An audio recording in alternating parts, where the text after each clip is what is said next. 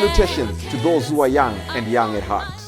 Oremi, Madamfo, Enyim, Salam alaikum, Hola, buena gente, Bonjour, legend, Linja, Dumelang, Murigaboto, Muliwanji, Murigaboto, Makadin, Karibu, Mwakaitawani, Munotambere. Welcome to Blackview SDA online platform.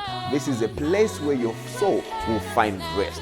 Did you know every Wednesday and Friday at 6:15 p.m. we have consistent midweek prayers? Not only that, during the day from Monday to Friday, if you need a soulful song, please tune into our platform and indeed you'll find rest for your soul. On Sabbath, which is Saturday, we have services from 8:30 right up to 6 p.m. What do you expect to find?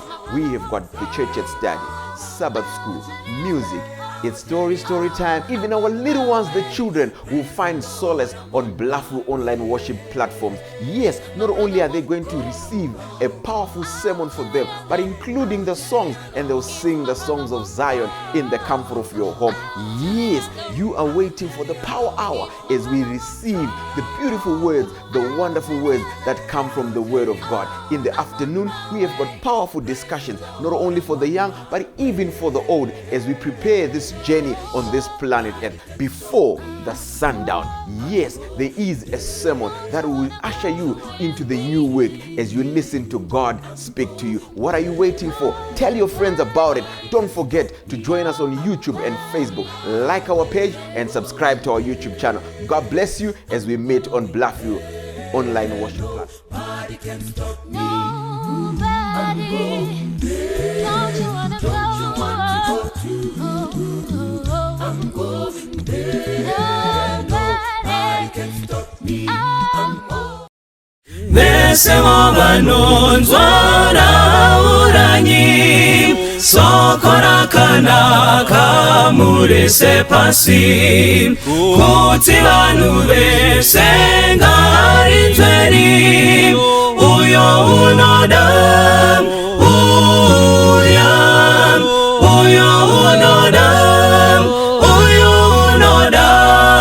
tumasoko pago monemikana baba wadikanwa ari kudaidza uyo unoda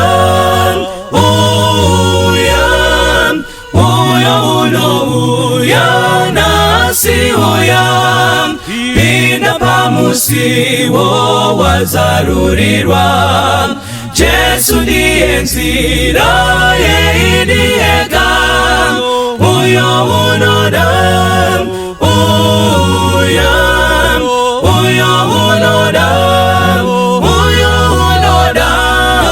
tumasoko pago monemikana baba wadikanwa ari kudaidza uyo unoda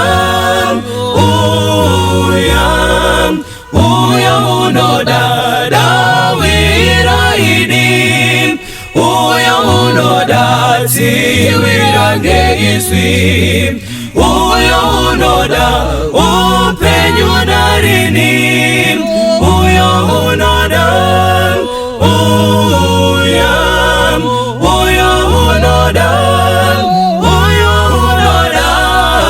tumasoko pago monemikana baba wadikanwa ari kudaidza uyo unoda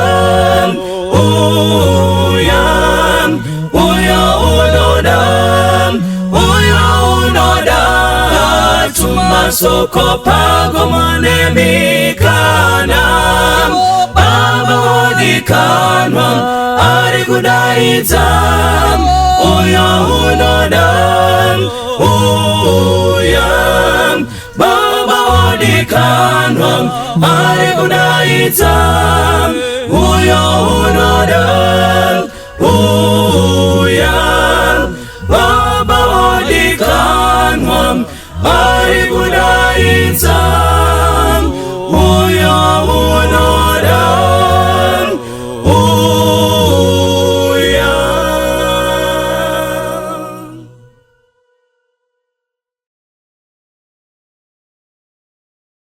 Toda kutenda Mwari watitendera kuti tisangane nyama nemweya zviri pamwe chete.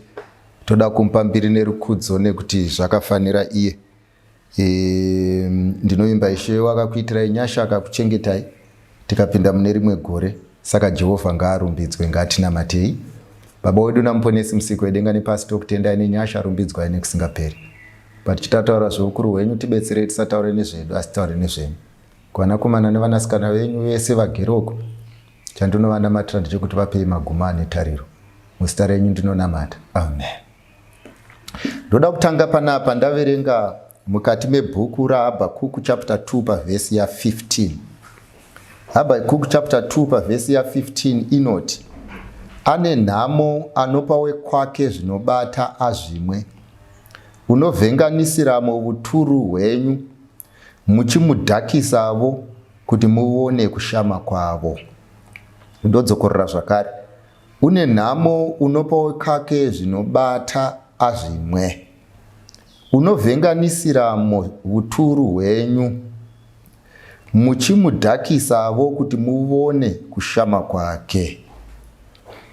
First part yeverse 16 yobva yati, mazvigutisa nezvinonyadzisa panzvimbo yezvinokudzwa. Panapa Bhaibheri riri kuti, mukatarisa panapa riri kuti izvo, ane nhamo anopa wekwake zvinobata, kana kuti ane nhamo anopa wekwake zvinodhaka. Zvikanzi nekuti imimi munomuvhenganisira zvakasimba, zvekuti kana achinge abatwa nazvo anosvika pakubvisa hembe, uye kana achinge abvisa hembe imimi moseka muchishamisika nekushama kwake. Nyamba kushama uku kwaunzwa nezvamamupa. Saka Jehovha panapa aakuti problemu iyi haizovi yaabvisa hembe chete. Inini saMwari ndichatarisa chaita kuti abvise hembe. Saka kana ndichagovera munhu nhamo, akapa uye akamwa ane zvake.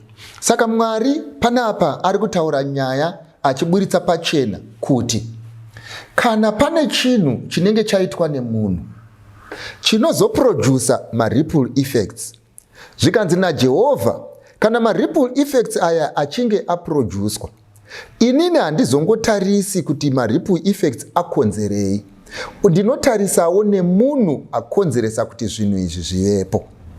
Ende pari panyaya yekudhakwa, mukatarisa Bhaibheri rinoti, waini mudadi, doro mupopoti, ani nani anobatwa nazvo haana kuchenjera. Asina handidi kugumira ipapo. Mukazoenda mukati mebhuku razvakazarurwa chapter 14 romva rati, rawa Bhabhiloni guta guru, nekuti rakaita kuti marudzi ose amwe waini yekutsamwa kweupombwe hwaro. Saka Mwari panapa paakanga achitaura newaini iri mumavhesi andataura iri kutorwa nenzira mbiri. Kune waini yatinoziva, yatinomwa semamwiro atinoita mvura. Kana tichinge taimwa yotituma kuita zvinhu zvinodiwa naiyo kwete zvinodiwa nesu. Now kuuya yepiri waini iri kutaurwa, iwaini yekuti vanhu vakadhakwa nedzidziso nemaperceptions ekuti kana vanhu dzidziso idzodzo dzapinda mumusoro, kana vanhu maperceptions iwayo apinda mumusoro, zvikanzi nyika yese inofamba yakadhakwa, sekunge yamwa doro semvura, asi yamwa doro yemaperceptions akaunzwa nemunhu achinyatsoziva zvazvinoreva uye nekwazvisasvika. So by the end of the day, panapa ndoda kuti uverenge vhesi inoi uchitora kuti waini yatiri kutaura nezvayo handi waini yevanhu vanomwira kubhawa, iwaini yevanhu vane maperceptions asingawirirani naMwari, sezviri kutaurwa kuna Revelations chapter 14. Now Bhaibheri roti ane nhamo unopa wekwake zvinobata kuti azvimwe. Zvandoda kuedza kuburitsa pachena vapana ndezvekuti iwewe une maonero ako ezvinhu, iwewe une mafungiro ako pazvinhu, iwewe une zvaunotarisira kuzobhenefita pazvinhu, iwewe unoti kana waita zvinhu zvako unoziva kwawakananga. Kune vamwe vanofarira pono, kana vachinge vagara nevasikana vavo vanoona pono, kuitira kuti pono ivatungamirire mune zvimwe.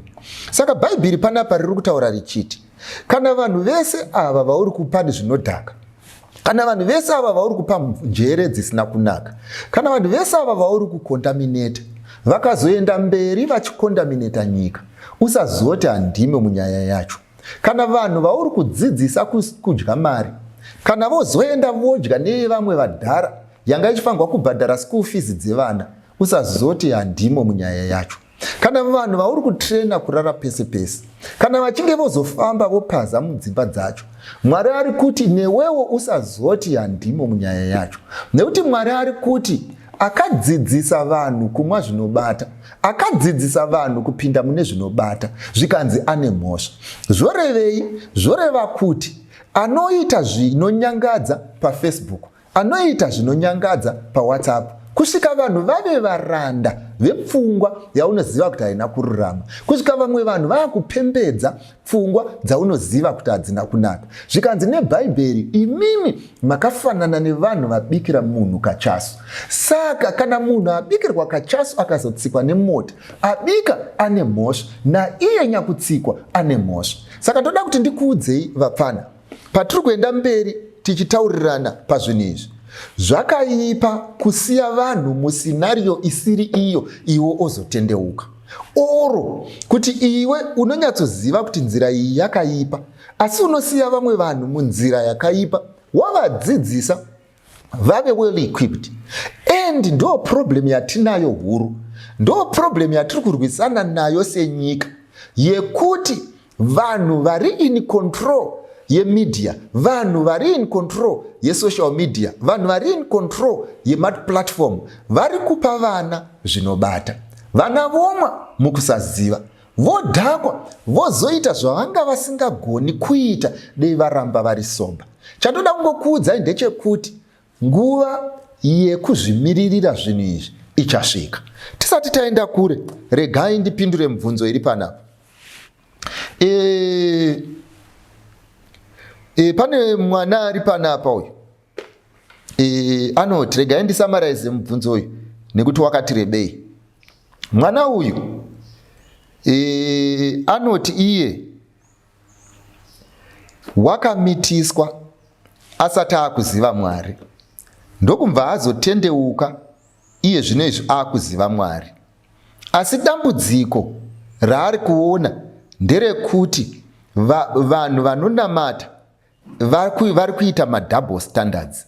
Madouble standards aya vari kuaita pekuti vari kumuseka iye nekuti ane mwana, kunyange vamwe vacho dzisati dziri mhandara. Asi futi ndo vanoparidza kuti kana munhu ave muna Jehovha ave chisikwa chitsva. Ndofunga manzwisisa nyaya iri kutaurwa nemwana wangu iyi. Nyaya iri kutaurwa nemwana wangu panapa ari kuti izvo, kana munhu akatendeuka ave chisikwa chitsva, pasti yapera. Asi dambudziko raakuita nderekuti iye akamitiswa akaita vana, asi vanhu vanonamata vanoda kumufungidza zvekure. Ende imwe problem yaatori nayo ndeyekuti izvo iye akamitiswa, kune vamwe vasina kumitiswa, asi vairara nevarume vari kutomuseka sezvinonzi ivo vari nani kudarika iye. Ndo mubvunzo wacho.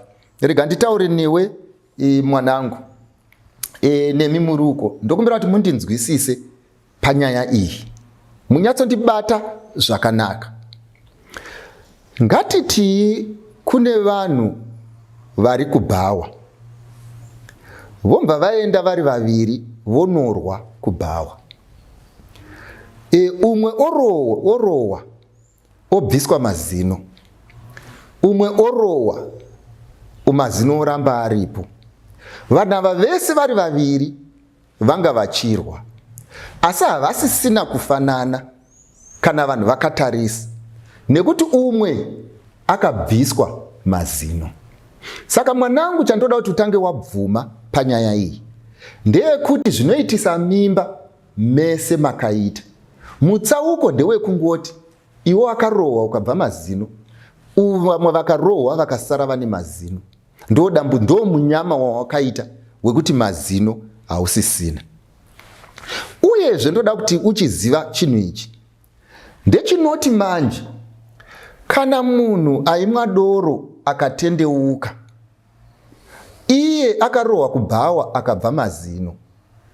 nyangwe zvichinzi chachisikwa chitsva hazvirevi kuti anodzoserwa mazino. Anoramba asina mazino asi pamberi paMwari achisikwa chitsva. Saka ndo scenario iri pauri, ndeyekuti iwewe uri chisikwa chitsva ende kuponeseka unoponeseka ende mikana unayo. Asi paunomira pane vamwe vasikana usakanganwe kuti you are a single mother. Ende kuve single mother hazvireva kuti uri chinhu chinoshoreka, zvireva kuti ndo status yavapo. Saka kana vanhu vachikubvunza nyaya dzekuti sei mazino usina, hakuzi kuti vari kukushora. Pamusana pekuti ivo vanogona kunge vasina asi ava hana kubviswa nechibhakera, vakanobviswa kwadentist. Saka chavasungoiona ndechekuti ivo wakaita munyama yekuti wakabve pamberi, ivo vakabva ari kumasure akati vandei. Saka havasi kukurimainda nekuwakanga uri, mazino angobva asisisipo. Saka hazvigone kuti uamere mazino aya nekuti watendeuka. Saka handisi kuti unofanirwa kuexplainira vanhu vese kwakaenda mazino. Handisi kuti unofanirwa kuexplainira vanhu vese mabviro aakaita. Ndiri kuti iwe muridzi wekushaya mazino, chirega kuita hasha iwe nevane mazino pamusana pekuti iwe hausisina. Unofanirwa kunzwisisa nekuaccepta kuti mukati medhiriwo iri iwe wakaita munyama, asi Jehovha unongokuda sezvauri. Asi ukaita problem yekuda kuti ramangwana ridzimike pamusana pekuti iwewe watendeuka, hazvifambe zvichidaro, nekuti kudenga tichaenda nemavanga edu. Uye uzive pamusika wekuroorwa ucharovorwa, pamusana pekuti kuve nemwana nekusave nemwana hazvireve kuti haucharovorwi. Asi paunoroorwa urangarire chinhu ichi, ndechekuti mamwe mavanga anoitika patiri anozodzika kudarika akaitika pane vanga. Ndobva ndadzokorora kune vamwe vana vangu variko, vekuti variko kumasure uko, kuti vana vangu vamwe vanhu vakadhemejeka, vana vangu vamwe vanhu vane mavanga, hakuzi kuti vakanga vakapusa, asi Jehovha akasiya mavanga iwayo achidzika. Saka pamunotamba zvinhu izvi, mutambe zvinhu muchiziva. Zvimwe zvacho zvichakupa zita rinogara nekusingaperi, zvimwe zvacho zvichakupa status inogara nekusingaperi, zvimwe zvacho zvichakubvisa pamusika uchiri kuda pamusika, zvimwe zvacho zvichada a lot of explanation kumberi. Saka musazoda kuti nyika ikunzwisisei pamaifanirwa kunzwisisa makaramba kunzwisisa. Saka kana iri nguva yako yekunzwisisa, nzwisisa, kuitira kuti usazotinetsa nekuti tikunzwisise muscenario isiri iyo. Saka it's all up to you. Handina munhu wandiri kutsikirira pasi, ndiri kungotaura kune vasati varasikirwa nezvinhu izvi, kuti uzive kuti ukaramba uchitamba pasiripo unogona kufanana namai vako. Yafai. Yepiri, uyu ari panapa abvunza mubvunzo wake, anoti izvo, inini maonero angu ndinofunga kuti, ndodzokorora mubvunzo uyu, hanzi ndinofunga kuti hapana need yekuti tirambe tichingoita what about tomorrow. Tinofanirwa kumboita zvanhasi tombonakidzwa nhasi. Zvaari kureva ndezvekuti munoramba muchitaura kuti no, ndiri ndakuisa mashoko angu munyaya iyi. Ari kuti munotaura kuti no, kana uchipfimbwa imbosiya kutamba gemu risina kuita chekuita newe. Uye kana uchipfimbwa, pfimba wakatarisa ramangwana, usatarise zvanhasi. Iye akuti tikada kutarisa ramangwana munotibvisa pavanhu vanonakidza, mukada kutarisa ramangwana muri kutibvisa pagemu rinonakidza. Saka iye ari kuti inini ndinofunga kuti ngatisiyanei nezvamangwana timboita zvanhasi. Mwanangu, ndafarira point yawataura yekutanga yekuti wati inini ndinofunga kuti. Inini ndakuti kana ari iwo mafungiro ako aya, kufunga unogona kunge uchifunga asi unofunga sebenzi. Yafai.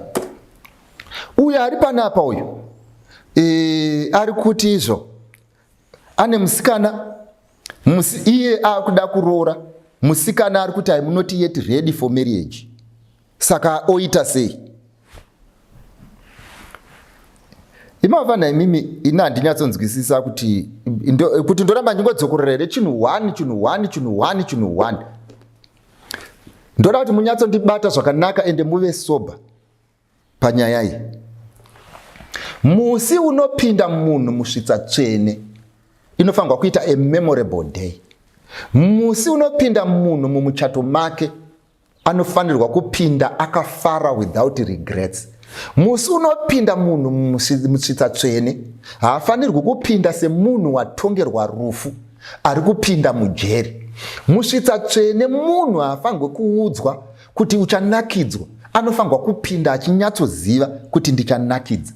Saka mukudanana, if you failed to prove by your way of life that zvakakodzera kuti musikana auye azogara naye, don't try and do that which you failed to do by way of life oda kuti iwewe uzviite by way of explanation.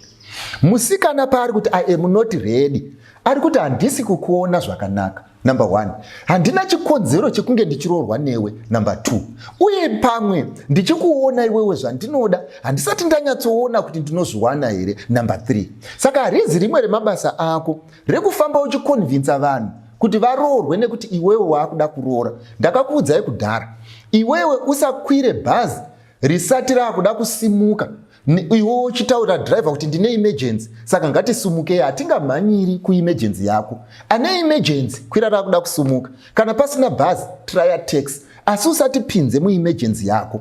Saka vanhu vese vaunodanana navo havafanirwi kuti kana iwewe waane emergency yekuti hauchakwanisi kurara wega, iwe vese vakufanirwa kutopinda muemergency yako. Ko kana emergency yako yazopera vanozodii? Saka panedze kuroorana apa, ane emergency dhila nevane emergency. Haakuda kuinda itani dhila neaakuda kusumuka. Haakuda kuroora nyenga vaakuda kuroorwa. Haakuda zvekupinda mumba nyenga vaakuda kupindwa mumba. Asati aakuda kupinda mumba anodhila nevasikuda kupinda mumba. Munhu akati handisikuda kupinda mumba zvinoreva kuti waraura isati yaredi kubikwa. Hazvireve kuti kana iwe ukasvikirwa nevaenzi danga rako rizere mabroiler asi asiri 1 week old oti iwewe waakufanirwa kufa pamusana pekuti mumba mako mapinda muenzi. Mabroiler anomirira 6 months. Ndo zviri kungotaurwa nemusikana wako, ari kumirirawo 6 weeks dzake kuti dzikwane. Iwewe kana waona zvichinetsa you can move on. Kumwanasikana wangu uyu ndoda kukuisira pachena, never be convinced by the word of mouth to enter into a marriage. If you think and feel kuti zvinhu izvi you are not yet ready for it, for whatever reasons, your reasons may be wrong but your conviction is right. Mira pazvinhu zvako, usamanikidzirwe kupinda muchinhu chausiri kunzwisisa. You may be right. Ine ndoda kumbokubvunza iwo nhaiva pana, it looks like panapa manga muchidanana zvakangofanira nekuti tingati manga muri parwendo mese. Kwero rwendoi runozongoti muri pakati parwo zvomwedzi tasvika. Manga musina kutaurirana here kwamuri kuenda? Manga musina kutaurirana here destination? Manga muchingofamba here semapenzi, muchingodzika neroad muchingoenda? And now wakuda kuti munhu tasvika pasina chiri kuratidza kuti izvo asvika. Hazvigone. Be methodical when you are doing these things. Think when you are in these things. See the future before it comes.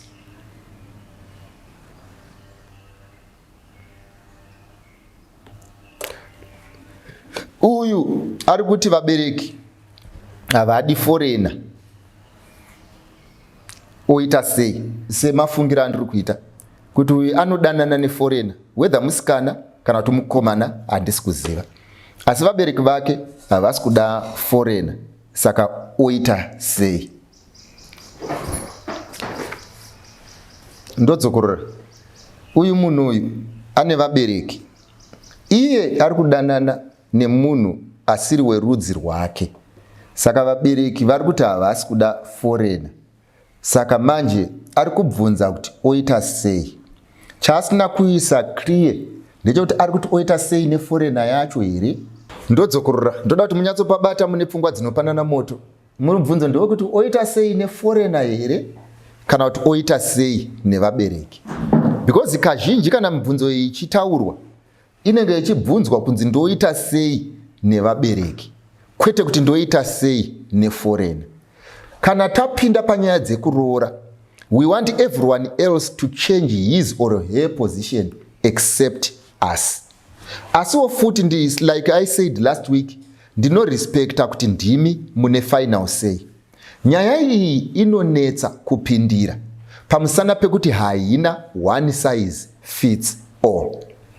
Inini mukuziva kwandinoita kana tiri pachitendero, Bhaibheri haripesanise munhu nendudzi kuti uyu neuyu havakwanisi kuroorana. Harina pari clear parinotaura nezvazvo. Chatinongoziva ndechekuti vanhu vazhinji vakaroora vachiroorana nevanhu vanorarama dzimwe tsika dzisiri dzekwavo dzavasingazive. Vane mamwe machallenji avakapinda muzvinhu izvi vasingazive. Iwayo ndiwo andinogona kumbokupa. Kana ndapedza kukupa, iwo unozomeka decision yekuti unoita sei. Mind you, handisi kuti usa ndiri kuda kungokupa kuti zvinhu izvi wambofunga nezvazvo here. Number 1, dambudziko guru randakaona, especially matimambozviona here, kuti vanhu vazhinji vanoenda, tomboti vaenda kunorarama kuSouth Africa uko. Ukasvika kuSouth Africa, vazhinji vavo vanenge vachirarama upenyu hwakanaka. Vanenge vachitofamba nemota, vanenge vatori nedzimba, vanenge vakatoroorako, ende vanenge vatori nemhuri. Asi kazhinji chandakaona, gore ravanofa vachingodzoka kuno kuZimbabwe, vanodzoka vari mutrera, pasina chimwe chavanacho chekuratidza kuti vanga vari kuSouth Africa kunze kwechichangani bhegi chinenge chakaiswa imomo. Saka zvinofamba sei kuti munhu akanga ane upenyu uhu anodzoka kuzovigwa ave murombo, zvekuti nyangwe vabereki vazukuru vavo havavaoni, zvekuti nyangwe vabereki vana vako havazovavoni. In fact, nyaya ndiri kutaura vapfana vangu vazhinji munoiziva. Saka zvinozoitika vabereki vanoti vapedza kuona masinario iwayo, kana vakanzwa kuti mwana wavo azofunga kunoroora, vanongofunga zvakaitirwa vamwe vavanoziva. Saka decision yavo is based on the experience that they had, but it might not be based on the experience that you will have. Ende dambudziko guru riri kuitika kunemi vapfana. Muri kuti kana mabuda kubva muno vamwe venyu maenda kunze, muri kunorovora tsvina dzeikoko sekunge kunonzi hakuna vanhu kwavo, nekuti vanhu kwavo veikoko havasi kukunakidzaiwo sevanhu kwavo vekuno. Saka kana manotsvairira marara mumba, muri kuzopedzisira mave nemagumo ekuti maroora vanhu vanga vachikudai nekuda kwezvamunazvo, asi vakamirira kuti mungofa. Vamwe vacho munofa upenyu hupfupi, vamwe vacho munozoita zvekuurayiwa, uye vamwe vacho munoti kana muchinge mafa hwaMwari, asi munovigwa semapopa. Zvachidaro, saka vabereki vakublema all foreigners nekuda kweumwe munhu akaita ubenzi hwekunotsvairira marara mumba. Saka ndegai nditorewo mukana uno wekuti kana muchinge mazobuda muguta reHarare, manzi maakuenda kuguta reJoburg, kana mazobuda muguta reHarare mati maakuenda kunosenzera kuLondon, kana mazobuda munzvimbo yeZimbabwe manzi maakuenda kuDubai. Chandoda kukuudzai vapfana ndechekuti London haikungirwi hata, ndechekuti Joburg haikungirwi hata, ndechekuti Dubai haikungirwi hata. Musawanze speed pazvinhu izvi, pamusana pekuti vazhinji venyu madecisions amuri kuita haasiriwo. Maakutovharira vamwe vanenge vaita madecisions akanaka kuve izvi. Vamwe venyu kana maenda kuuniversity, vanhu vamunongonozivana navo ndevamunomwa navo, vanhu vamunongonozimwana navo ndevamunosvuta navo, ende ndo vanhu vari kuzikanwa muchinzi taakuda kuroora. Kana muchinge maroora zvoramba kushanda, pamusana pekuti kudiko, pamusana pekuti community yacho yamairarama mamuri yakadetermina ramangwana renyu, yapedza kudaro ndokubva yachidestroya mikana yevamwe vakanga vaita magood decisions, but vabereki havachaonesa ari good. Why? Nekuda kwekuvakatangira. Saka vapfana mese muri uko wherever you are, ndoda kukuudzai chinhu ichi. Kana muchinge mafamba, endai munofunga. Imi hamusi kuona here venyika yamugere havasi kufamba nespeed yenyu, venyika yamugere havasi kumwa kamumwire kwamunoita. Venyika yemugere havapaparike sezvamunoita. Venyika yemugere kune vari soba ndimi zvidhakwa zvemo. Venyika yeribwere kune vamwe vanokama musoro ndimi mega musingachakami. Venyika yemugere kune vamwe vacho vanotorora vachiverenga ema huchaverengi. Venyika yemugere vamwe vacho vanotoziva kuti I cannot stay nemunhu handisina kuroorana navo kunze kwako. Problem iripo ndeyekuti imimi munoti kana muchinge maenda kune dzimwe nzvimbo munobatira zvinhu zveikoko padenga. Mazvibatira ikoko padenga moda kufunga kuti madiscover something new and you want everyone else to settle in your stupidity, and because of your stupidity makuvharira vamwe vanhu vakazviwanira vazulu avo akanaka mikana nekuti vabereki havachaoni mune zvakanaka. Chimwe mwanangu chinotyisa vabereki ndechekuti vanorarama, vamwe vacho vakararama vakasafa racism isingaiti. Saka chinogona kuitika ndechekuti iwewe unonosangana nemurungu wako hapana chakaipa nekuroorana nemurungu, asi vanhu vazhinji vanoroora nevarungu chavasingadzoke, handisi kuti vese, ndati vazhinji, chavasingadzoke vachizokutaurirai ndechekuti they are in love with this gentleman but they are failing to fit in this community. Nyange ukaenda papati unofanirwa kutsanangura seuripo. Nyange ukaenda papati unofanirwa kutsanangurira kuti izvo why is a black person here. Nyange amwene vachikuintroduce vari kunetseka nekuintrodusa munhu mutema pamusana pekuti ivo havadi munhu mutema. Nyange ukabereka vana they fail to fit. Uni yes anenge ari muBritish citizen asi achibvunzwa nemaBritish kuti unobva kupi, pamusana pekuti zvinhu izvi zvakakanyika. Nyika sezvairi haiaccepte dzimwe ndudzi, inovaramba. Saka unoramba uchirarama upenyu hwekuexplaina your status. Unoramba uchida kuti urarame urungu, urungu haugoni. Kuti urarame ubhoyi, ubhoyi hausi kudiwa. Kuti uite sewe kwachivi, hausiriwe kwachivi. Kuti uite semuBritish, maBritish ati haude. Kuti udai zvako zvoramba. Kuti vana vako vaende kuchikoro vanobvunzwa kunzi munobva kupi. Kuti vati tiri maBritish, vonzi you are not British. Saka vabereki vapedza kuona izvi vari kuita imwe assessment kuti vana vedu vakawira mugomba iri vanogona kuzopedzisira vafanana neavo, but hazvirevo kuti vanhu vese vakafanana, but this is the reason why vachitya. Saka mwanangu, chandokukumbira chienda pamubereki wako umuratidze kuti zvimwe zvezvinhu izvi hazvisi kuzoitika murelationship yako yafai. Uyu ari panapa, uyu akura, uyu amusikana kana kuti mukomana, handizive kuti chii, abva zero akuda kutowana kana kuti akuda kuwanikwa. Ari kuti but mai vake manje, because mai vake isingle mother, vari kudawo kuroorwa. Muri kunzwa nyaya iri panapa? Mai vari kuda kuroorwa, mwana akudawo kuroorwa kana kuroora. Saka zviri kuti mai vane boyfriend, mwana ane boyfriend. Saka uyu mwana manje ari kuti zviri kumunyadzisa kuti mai nezera ravo vari kukwikwidzana neso. Hanzi mai vangu vakutoita seteenager, zvekutoti havachatobvi paWhatsApp, vatove seteenager. Saka solution yaari kuda panapa ndekuti angaite sei kuti abatsire mai vasiyane nekuti vakuda kuroorwa, nekuti iye ari kuti ndofunga ari kuti vaexpire. Saka pamusika apa hapachadi munhu akaexpire. Iyi nyaya inyaya iri common, ndorangarira ndaitomboitaura nemamwe madzimai mazuva apfuura. Regai ndiidzokorore vanangu.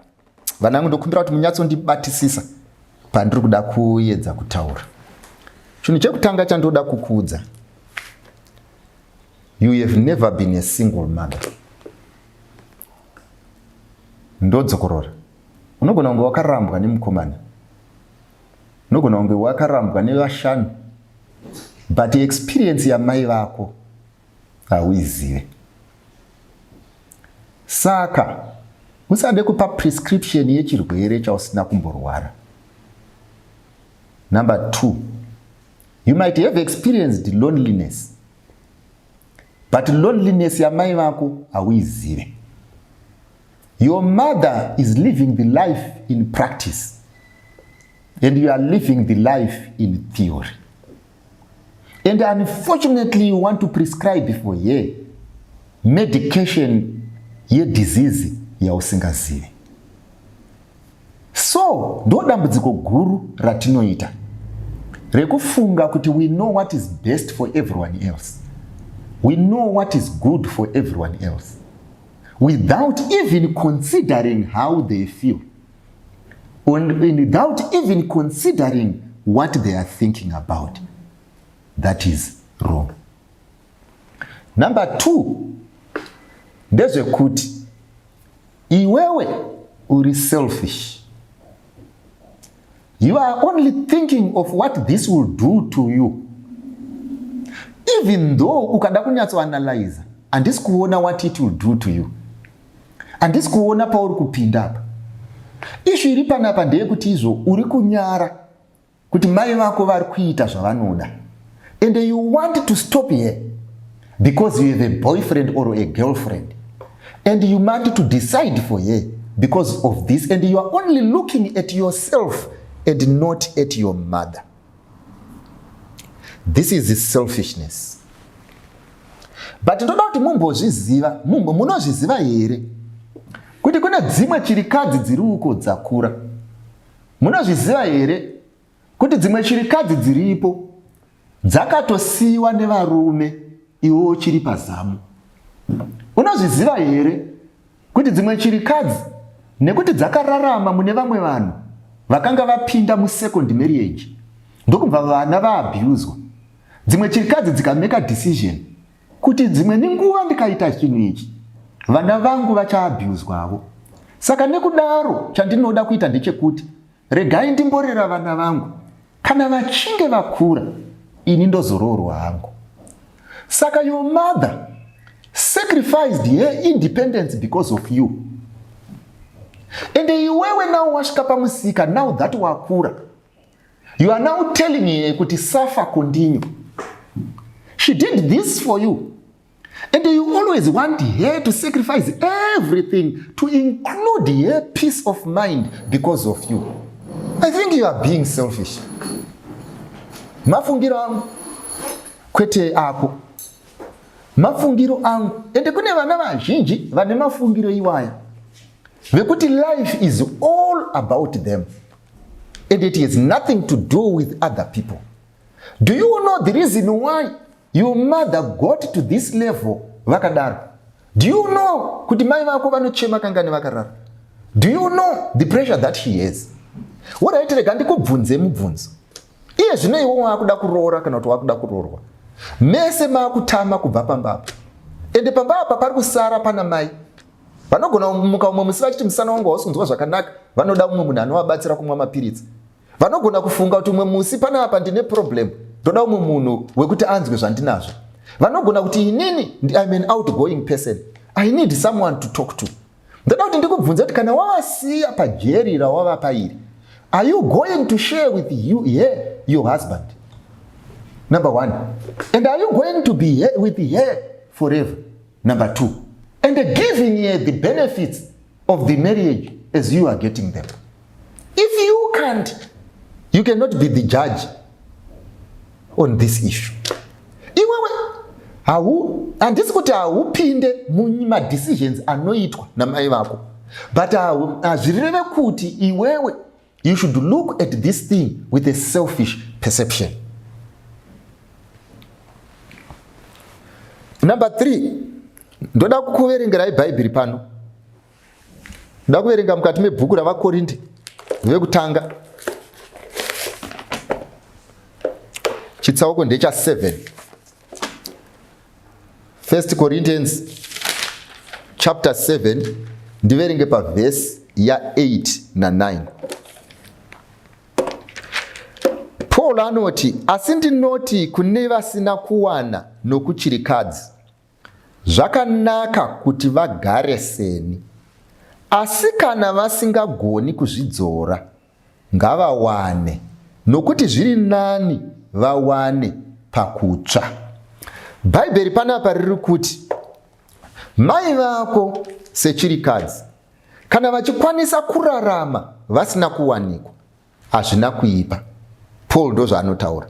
Zvikanzi asi kana vasingagoni, zviri nani vawanikwe pane kutsva. Regai nditaure kwamuri shirikadzi dziri uko nevana vavo pamubvunzo uyu. Kune mhando zhinji dzechirikadzi. Kune vakafirwa vatokura vakutopinda muretirement, vakameka decision yekuti handichadi kuroora kana kuroorwa. Koita vakafirwa vachiri vadiki zvekuti pfungwa yekuroorwa vanayo. Koita vakarambwa vachiri vadiki zvekuti pfungwa yekuroorwa vanayo. Ngatiregei kunyeperana pachinhu ichi. Ndoziva kuti kana makagara mutumagurupu twenyu, imi chirikadzi dzakachembera, munenge maakudza chirikadzi diki kuti don't worry about anything, murume wako ndiJesu, unoroorwa naJesu. Jesu anoti ndini baba vechirikadzi, uye Jesu anoti ndini vana baba venherera. Asi kune zvinoitirwa munhu naJesu nezvimwe zvisingaitirwe munhu naJesu nekuti akapiwa mukana wekuzviita. Sekuti kana munhu akuda mwana, Jesu haauyi kuzoitisa munhu mwana.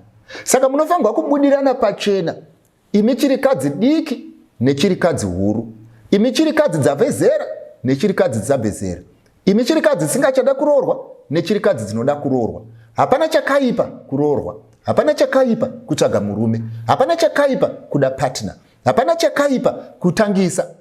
Issue iri pano ndeyekuti when you make a decision that suits you.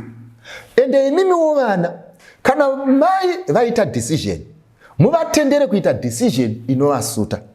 Imimiwo vana amwene, musati muroora haafanirwe kuroora, because kana achinge aroorwa vachadya zvinhu zvakasiyiwa nemwana wangu. Hatitsenze tichidaro, hatitongere vanhu rufu pamusana pemaperceptions atinawo. Mwari ari kuvapa kodzero yekuroorwa nekuroora. Imimi musavatorere kodzero dzavo. Kana iri nyaya yezvinhu zvinoonekwa kuti mutemo wenyika unoti kudii nenyaya yezvinhu izvozvo, uyezve muroora wenyu ari kuda kuroorwa anogona kunge asitorina plani yekugara pamba ipapo, asi wofuta hazvirevo kuti paapenyu vamwene nekuti arovorwa anoramba ane kodzero dzake dzaanopiwa nemutemo. Kana akafunga kuisa muroja ndiye, kana imimi chamusingade kuona ari umwe murume ari kupindamo. Hongu pane zvimwe zvinhu zvamunoda kusafeguarda for children, but safeguardai musingatorere vanhu kodzero dzavo. Kunemi vasina varume vari kuda varume, usade kufadza amwene nekufadza hanzvadzi dzako nekufadza mai nekufadza vanhu nezvinhu zvausingagone. Uchapedzera waita zvinhu zvekubirira, uchapedzera wonetsa muraini rese, uchapedzera waane mbiri yemhombwe yaigona kuroorwa. Ishu iri panapa ndeyekuti zvausingagone haugone. Taurira vanhu kuti zvinhu izvi handizvigone, uite zvinhu zvaunogona. Haikona kuzoti ndaida kuroorwa vana vakaramba, vakati munhu ari kuda kungouya kuzodya zvinhu zvenyu. Haizi nyaya yevana yekuroorwa iyi, inyaya yako. Kana vana vane mamwe mafungiro panyaya yekuroorwa nekuroora kwamai, vanofanirwa kufunga vozvichengeta mupfungwa dzavo, asi ngavasakonese munhu kuita kodzero dzaanoziva. Hachizi chivi. Let's learn to separate sin nezvisiri zvivi. Ngatisararamei zvatisingagone. Ngatisazvitongerai rufu kana tisingafanirwa kuzvitongera rufu. We need to be honest with self. Unofanirwa unozvitarisa pamira, ozvitaurira kuti can I or can't I? Ndinozvigona here? Handizvigone. Upenyu hwangu ndiri ndega, ndougone here? Handiugone. Kana usingahugone, usaite zvekubirira. You can officially marry. Vapfana mazvinzwa, regai chembere iroorwe kana yawana anoda kuisa mukicheni. Ende mutoitira kamuchato kayo kane staera kana ichikada. Kana pachitoda kupfeka gauni isina rimwe zino, ngavapfeke gauni pamusana kana zvirizvo zvinoita kuti vafare. Ngatirespekte vabereki vakasacrifice a lot kuti tifare, tivatendere vafe nerugare, vasina zvigumbu, vasina BP yekuti takaita kuti vamaneje zvinhu zvavasingagone kumaneja. Mwari akuitire zvakanaka. Ngatinamate. Ishe wangu namuponesi maita yenyu matitendera kuti tisangane nyama nezvimweya zviri pamwe chete, piwai mbiri nerukudzo nekuti zvakafanira imi. Pane zvatinotaura tibetserei kuti mweya wenyu uzvitsanangure. Muzita raJesu ndanamata. Amen. Ndinoda kutaura kuti ndaponeswa ngero paro, pamsana popemudza wake ndichagara kumusha kono. Ndaponeswa ngero parake renyenye, ndaponeswa sendichiri mwana wake. Ndinofara ngekuti Jesu auya kundiponesa, ngekuti kupenya kwakeko kuri kunditungamira. Ndaponeswa ngero parake renyenye, ndaponeswa sendichiri mwana wake. Ndinotondera muponesi ndichiri kufunga ndiye, ndiri kuimba nguva dzese ngerudo rukuru rwake. Ndaponeswa ngero parake renyenye, ndaponeswa sendichiri mwana wake. Ndichamuona mambo wangu, ndoita mutemo wake, achiri kunditungamira, dakara kumusha kwake. Ndaponeswa ngero parake renyenye, ndaponeswa sendichiri mwana wake. Chiripo chiremba kudenga chinondimirira ini, tichaenda ngekukasika kumusha wake watenzi. Ndaponeswa ngero parake renyenye, ndaponeswa sendichiri mwana wake. Ndaponeswa ngero parake renyenye, ndaponeswa sendichiri mwana wake.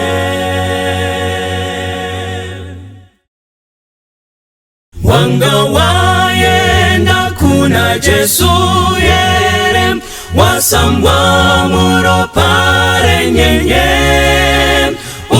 unosimira mutsa wake ere, wasambwa muropa renyenye.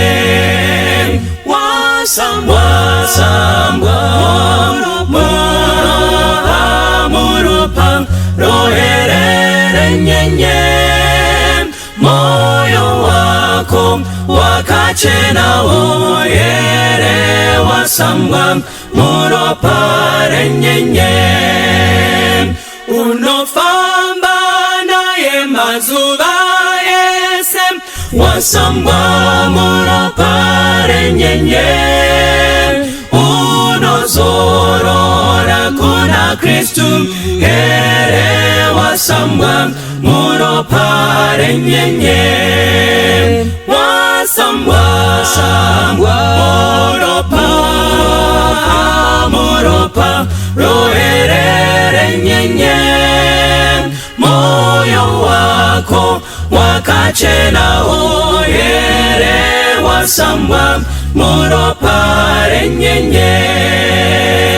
Kwambo asika unochena here, wasambwa muropa renyenye, wagadzirirwa dzimba dzekudenga, wasambwa muropa renyenye. Wasambwa muropa roherere nyenye, moyo wako wakachena oyere wasamba muropare nyenye.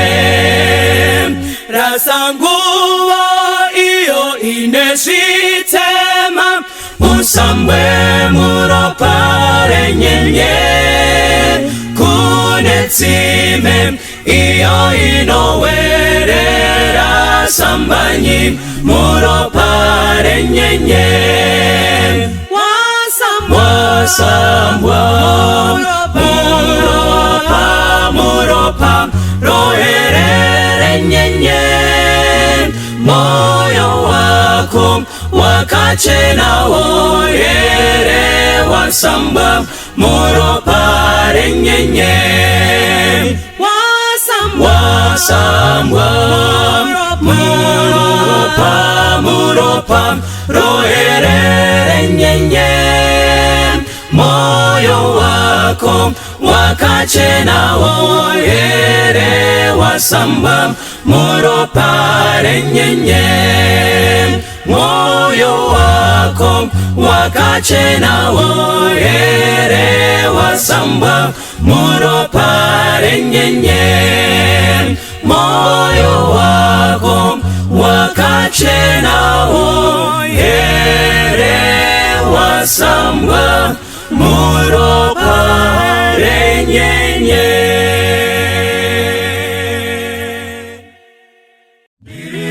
Kufungane kunaka kwenyika, iyo ndichashika kawira, netsitsi ndichamira na muponesi, ndichawa nenyerezi yere, ndichawa nenyerezi yere chiremba mumane ruzuwa rawira, nomukanda pone satowe kumusha, ndichawa nenyerezi yere, musimba natenzi ndoda kuna mata, ndiwese muwani weweya, nyerezi yakupenya ingawe yangu, pamusi unachisa kwazo, ndichawa nenyerezi yere chiremba mumane ruzuwa rawira, nomukanda pone swatowe kumusha, ndichawa nenyerezi yere, ndichawa na ususu wa Jesu, nomuparukuzo narini, shichandi fazamu mushawe ndarama, kutindika wana nyerezi chiremba, ndichawa nenyerezi yere chiremba mumane ruzuwa rawira, nomukanda pone swatowe kumusha, ndichawa nenyerezi yere, ndichafara kuona usu wa Jesu, nomuparukuzo narini, shichandi fatamu mushawe ndarama, kutindika wana nyerezi chiremba, ndichawa nenyerezi yere chiremba mumane ruzuwa rawira, nomukanda pone swatowe kumusha itawa lenyere ziere dichawa lenyere ziere chiremba mumane ruzuwa rawira nomuka napone swatowe kumusha ichawa nenyere ziere. Lord, you know my wicked nature. Lord, you know my sinful stature. I can hide it from my friends, but you, Lord, read through my heart. Lord, you know my wicked nature. Lord, you know my sinful stature. I can hide it from my friends, but you, Lord, read through my heart. Forgive me, oh Lord, wash away my sins, create in me, God, a clean heart.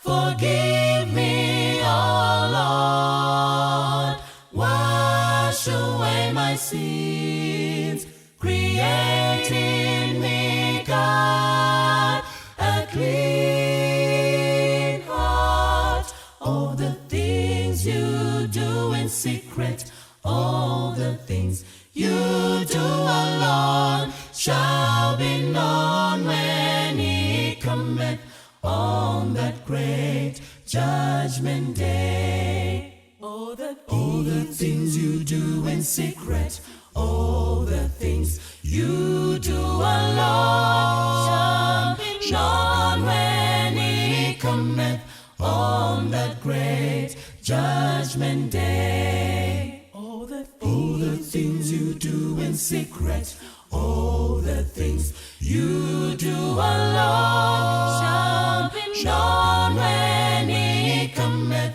on that great judgment day. So help me to be faithful, Lord, help me to be true, so I may be an example and lead many to Christ. So help me to be faithful, Lord, help me to be true, so I may be an example and lead many to Christ.